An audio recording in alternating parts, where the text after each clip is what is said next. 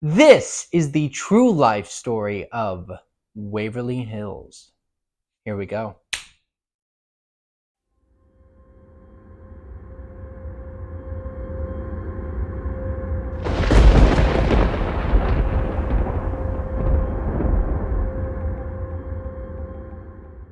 What's up, guys? My name is Elijah. Thank you so much for tuning back into A&EH Films, where we discuss everything paranormal in a funny yet kind of sadistic way.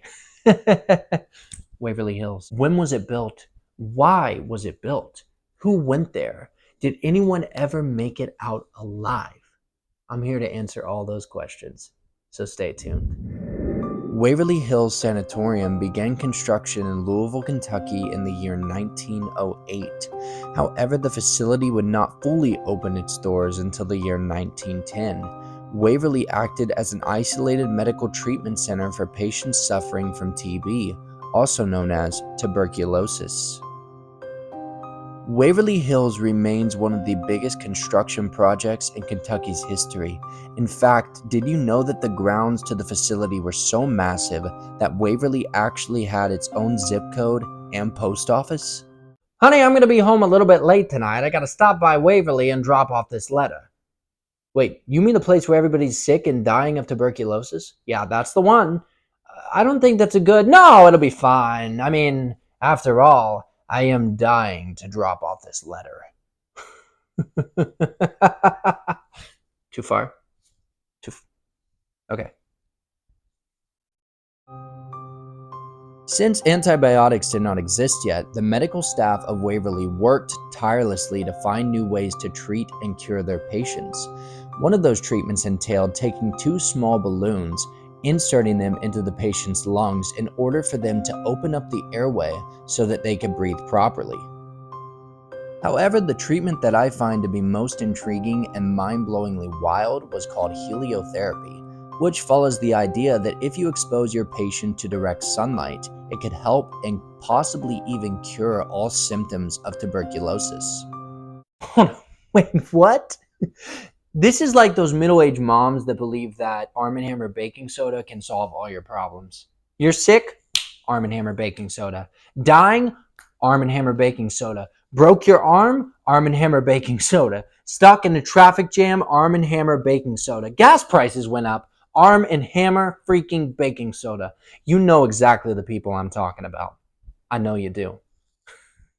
One of the local legends that attracts visitors from all around the world took place in room 502, which oddly enough is also the area code for Louisville, Kentucky itself.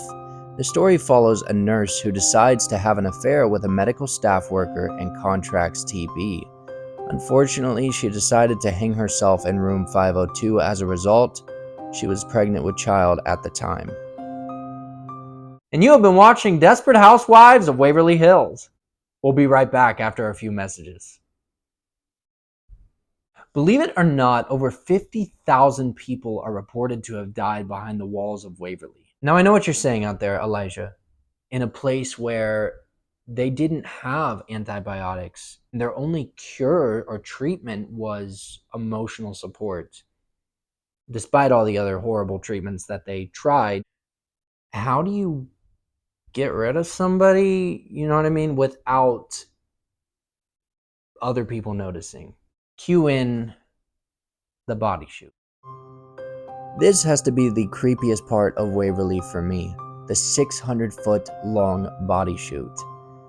As to avoid deterring any chance of hope for patients who were staying at Waverly at the time, the medical staff would discreetly dispose of the deceased down this deep, dark, long body chute.